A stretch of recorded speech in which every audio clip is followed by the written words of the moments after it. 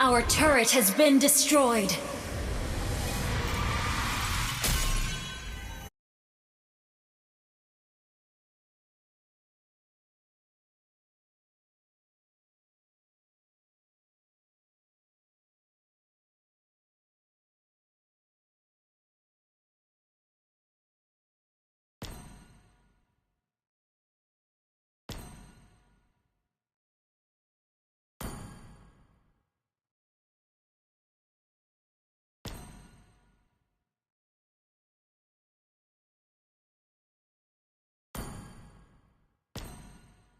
If the sun...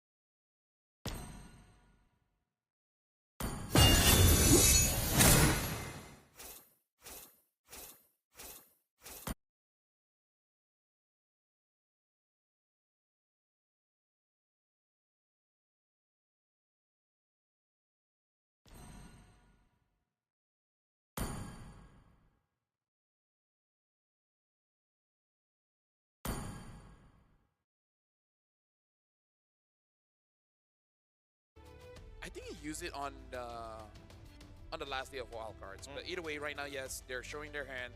The Akai is there, so no matter what, they need some kind of marksman in the goal lane. Because if they go for a fighter, I don't know if they have enough damage. Because no one from Falcon, arguably besides the Valentina, really has damage. Even Sora is more of a setup unless he just goes for the Thunderform. I would totally agree with that. Oh, Nolan here alongside.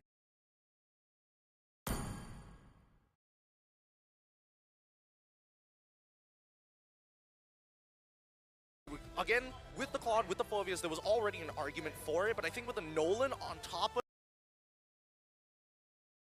it, to actually try. And it's a good source of DPS as well. 8 and force TL into fights with the Mathilda, with the Sora, and then if things go south, heavy spin. Yeah. Like it or not, they need some kind of shred because this Phoveus will be a problem. They don't have the damage profile to deal with it. Right? Valentina can deal damage, but he just keeps on healing it up. You need someone with DPS and more likely shred. If this hero cannot...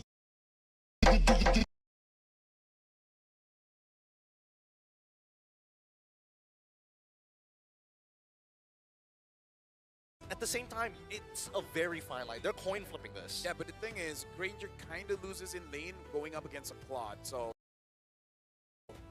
I don't know how they're going to do it, especially considering you're going up against a Pharsa. That's a bit of a skill matchup. Well, yeah. Considering you're going up against a Pharsa. That's a bit of a skill matchup. Well, yeah. Level 1 is where it's predetermined. We'll see. I think rotations are going to sway that lane in one way or the other. The Granger, though, again, a lot more like bursty in a sense. So if Team Falcons want to really get a bit of a lead here, they gotta try and get so many ganks over to that Granger. The reason I kind of don't like it, we already saw a Granger earlier, and we saw the amount of damage that he did, which is not really. And no one else from the team really has damage. Ladies and gentlemen, this is going to be the third game of the day. It's going to be Falcon going up against Team Liquid. This time, this is for the 1-0 bracket.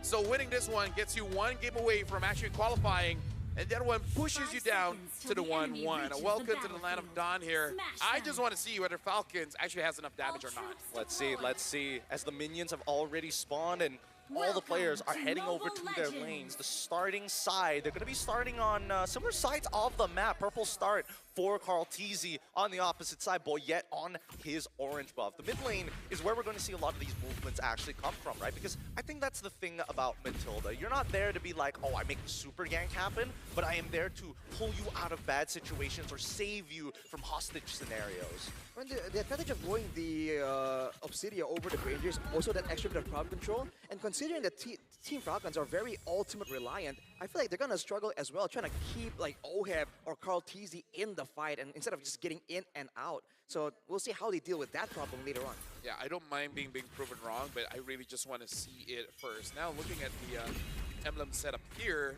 hold on, before that, looks like Gold might be in trouble. Just like that. He just he had, Just walked up and took it. but he had flicker. Yeah, no.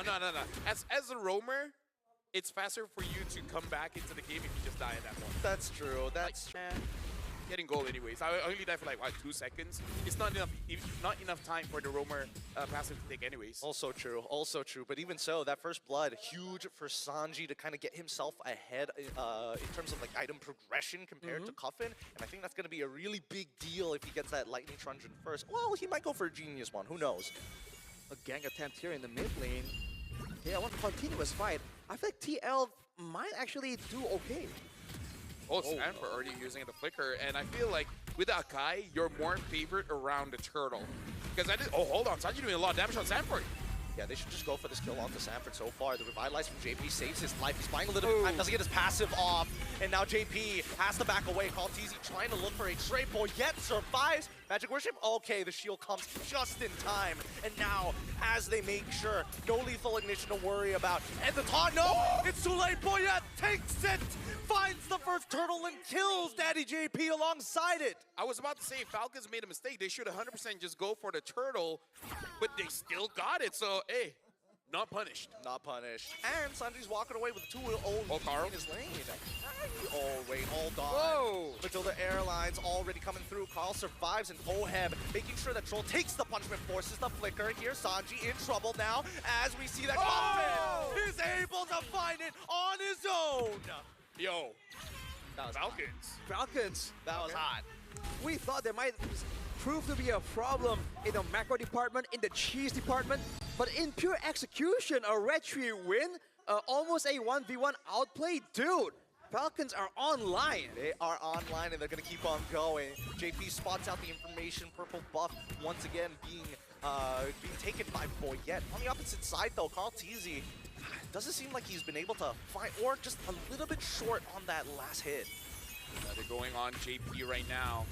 He should be okay, right? Akai actually does do quite a lot of damage as a utility jungler, but yeah, looking at the items that's been built, having the Molten Essence on the Akai kind of does help out just a little bit when it comes to the early game here, because again, their draft really does not have a lot of damage, but if Cuffing continues to play the way that he's been playing, it looks like they won't be that big of a problem because he does have that Feder S-Strike. I think their mid trio is walking around really, really well for the side of Team Falcons. I'm just trying to figure out whether or not Team Falcons is eventually going... Where's the conversion, right? Who are they going to eventually give the golden EXP to? Are they looking towards that Granger side, or might as well double down on Sanji since he already has 2, right? I think in theory it should still be the Granger, and so far they haven't been doing that. Even the gold buff earlier was taken by Boyette. So the gold buff advantage that the Granger usually enjoys, Sano isn't really benefiting from, but he does have the Sky Piercer, and a fight might come through here. They're looking for an opportunity, but Sanford is making sure that he does not get caught. Unsure who got that one, but it looks like Team Liquid, they are thinking of contesting for this one, but you got to be careful. Cuffin does have the boss on its side. Oh man, the heavy spin is also a big worry. Sanji still fighting against Sanford, and Call Teasy actually joins in and shows himself with Matilda on top of him. So around. Oh wait, they actually double down on towards Sanford's side. They know it's like fighting him through the mud. Call Teasy wins out on the turtle take as Sanford has done his job. Flickers away. Oh no! Gets pulled halfway across the world, and now the heavy spin comes on through to try and keep on. And now Troll and Boyette on the run as Cuffin must clean this fight up from JP and Sanji. Troll still playing in a hell of a game, making sure. Forcing out the AOG. Didn't know that the interaction worked like that, but either way, they still survive. Team Liquid won a lot for that one, because put this into perspective. Carl TZ got the turtle, went all the way down bot, killed Sado, kill goes over to Oheb, and then takes the jungle, both the green one as well as the buff. Team Liquid just like, I mean, like, if you want to fight, sure. Carl's just up.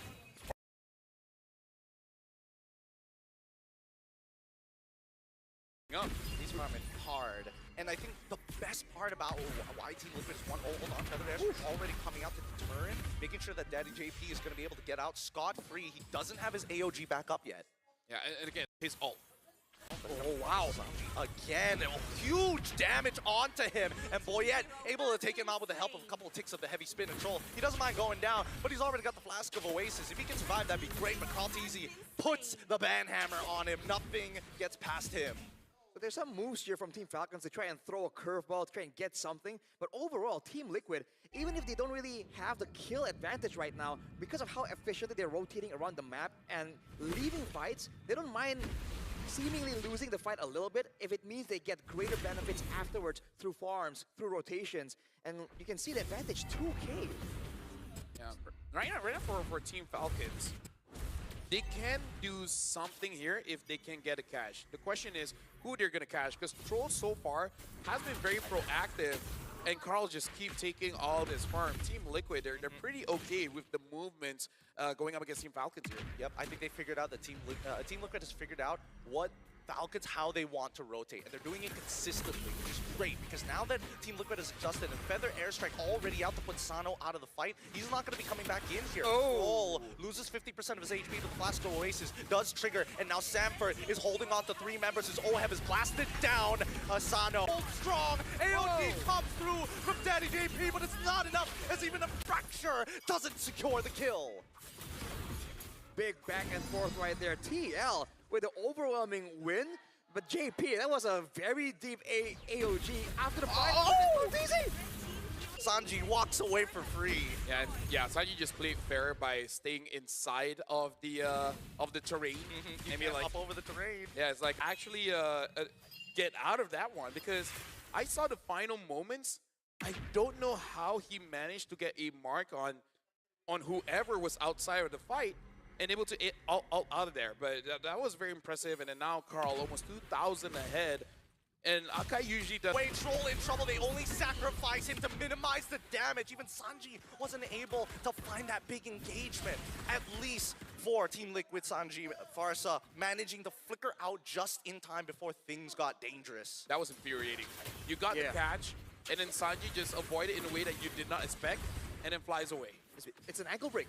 Just plain and simple. They thought he was going to go the different way, and he just, in a split second, decides, you know what? They wouldn't see this one coming, and gets out of the way. Now with the Bloodwings, it's going to be a lot more difficult for Team Falcons to catch him as well. And look at the structural advantage, man. TL have so many ways to rotate. Oh, AOG finally coming in between the mid 2 and 3. They go even further as Troll's trying to sustain, making sure that Boyette lives. Unfortunately, with Sano in the back, he is just cutting the front line forward and forward and forward as JP walks back in with the help of Stanford, and they manage to take out Matilda. Oheb comes through with a blazing duet 2, and that's just going to be enough to set them back to square one. Again, where's the damage? That's all I'm asking. If they do not have the damage profile to deal with Sanford. The only time Sanford dies is when he's 1v5. Well, they've been trying to skirt around that by jumping on Sanji, jumping on Oheb, and making sure that they have all the time in the world to deal with Sanford. But the thing is, now Sanji is just surviving again and again. Team Falcons has shown their hands so early on. The Matilda-Akai combo, the TL is seeing it coming from a mile away, but look at this! Oh my god, they found another one, a heavy spin right on top of Oheb. He is just taking it all, the blazing duet through it all! Let's the Filipino sniper live through death itself! Unstoppable as an engagement comes in from Sanji's side. He's looking to alter things in the present. Double kill coming in from Sano. Hopefully he doesn't get reset here. They need to find another time to fight. I'm sorry for kicking a dead horse, but that's all the proof I need that they do not have enough damage. You caught the Claude. He just ults and literally stands there doing nothing. He healed up.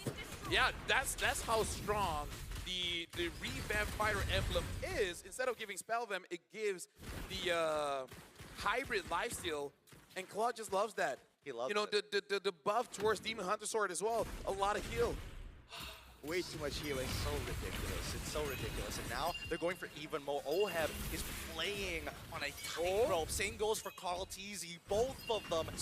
Oh my goodness. He knew it was going to come, and he baits it out of Boyette. Oheb, he's going to try one more time. He's trying to get a reaction out of them. Every single time he BMIs out of there.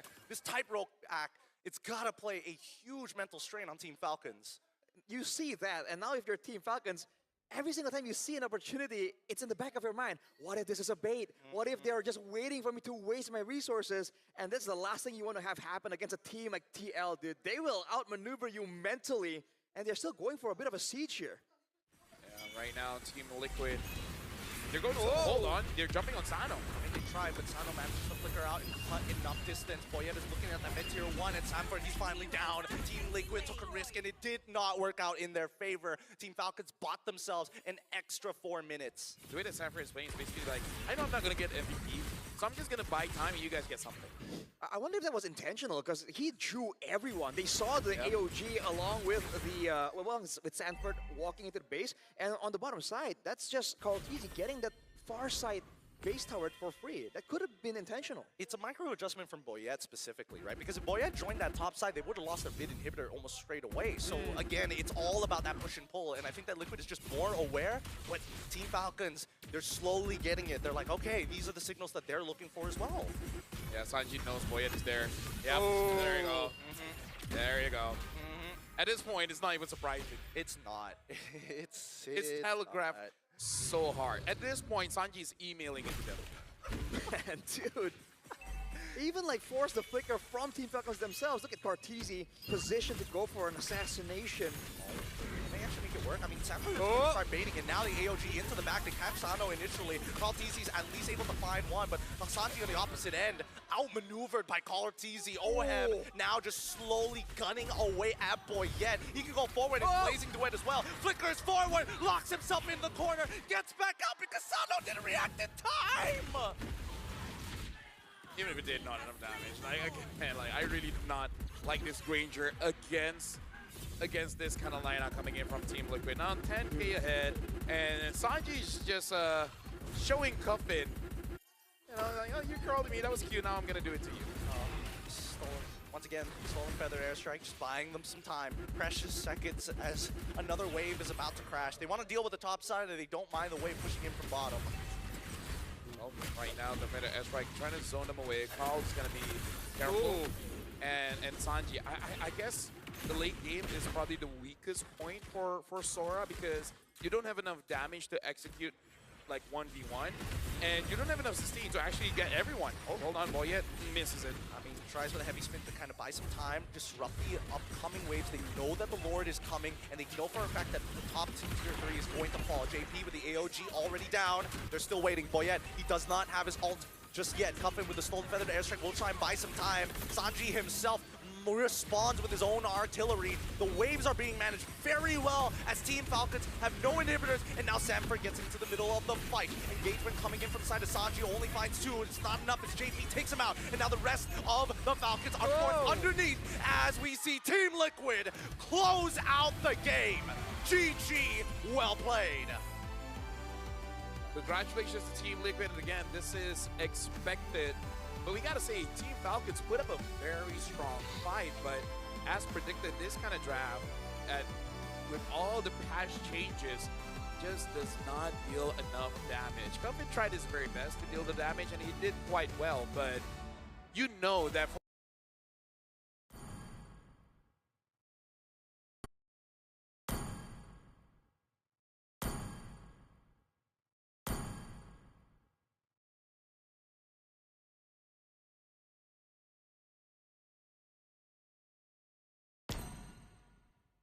Keep moving forward so you don't get